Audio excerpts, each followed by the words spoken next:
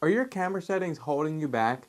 You might just be surprised that some of these golden rules when it comes to photography might actually be hurting your images. Hey everyone, my name is Kris Luckenbach. I'm a nature and wildlife photographer and a professional drone pilot here in Kodiak, Alaska. I love creating videos like these to share my passion for this incredible place, inspire you to explore the outdoors, and maybe even teach you a thing or two along the way. If any of that intrigues you, consider subscribing to the channel as it helps me out and will help you out in the future. Take a look at this wildlife photo. I shot this bald eagle here in Kodiak on a somewhat darker evening, and I knew that the bird was flying. I saw something in its mouth and I needed the fast shutter speed, so it needed to be 1/2000 shutter speed.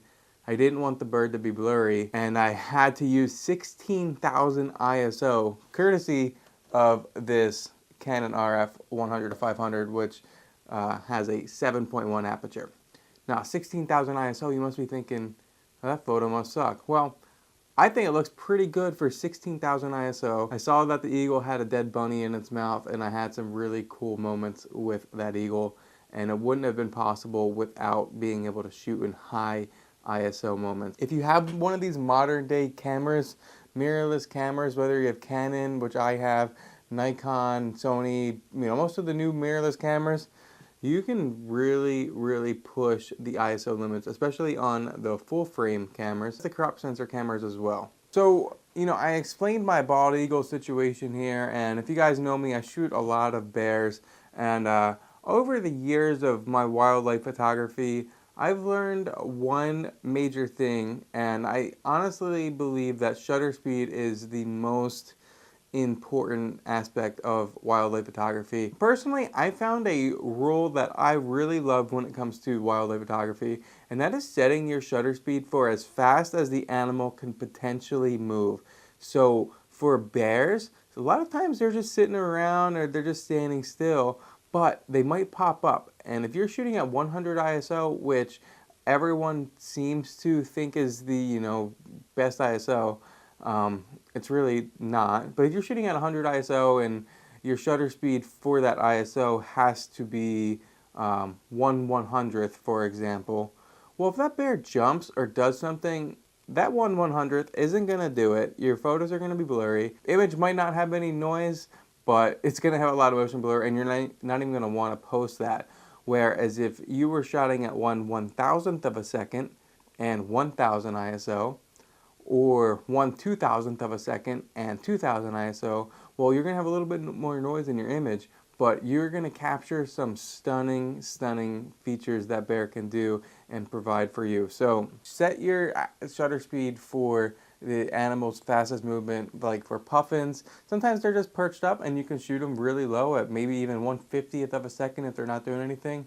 But when they take off, you need 1/3200th minimum shutter speed. Now, I don't photograph every possible thing in the world, so I don't know what you have in your neighborhood or in your area or what you like to photograph. And I've learned things along the way from trial and error, and I have certain shutter speeds for certain animals. But I really found that whenever you find whatever that shutter speed is, that the fastest that bird or animal needs, just use it and deal with the ISO. In today's world, there are many programs that can fix ISO, and honestly, most of you guys have Lightroom, and Adobe Lightroom offers the best ISO reducer in my opinion. Their denoise AI works really good. I set my settings to 48 for every picture, and I think it comes out really good.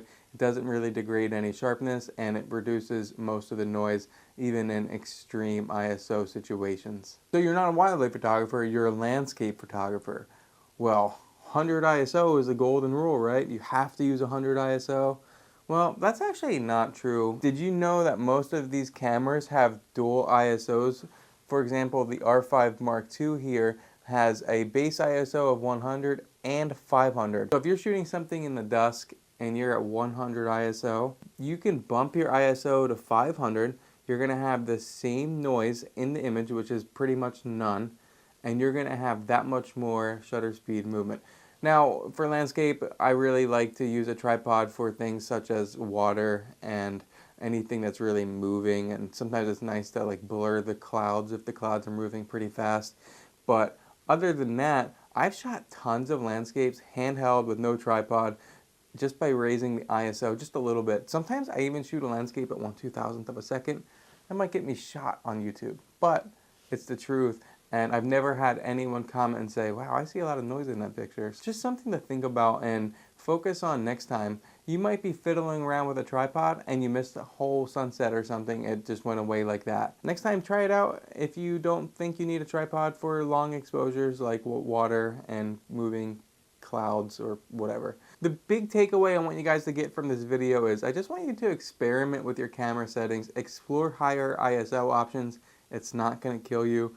Your fans, your friends, your family, professionals won't really notice, and if they notice, they won't care, because if you got a cool shot, it's totally worth it and you'll be happy in the long run. And then finally, for you astrophotographers out there, how many people have told you you need an f2.8 lens or an f1.8 or f1.4? Well, I defied that. Check out this video right here. I used the Canon RF 10 to 20 millimeter f4 for Northern Lights photography, and it came out, well, you'll see in the video. Thanks for watching, and goodbye.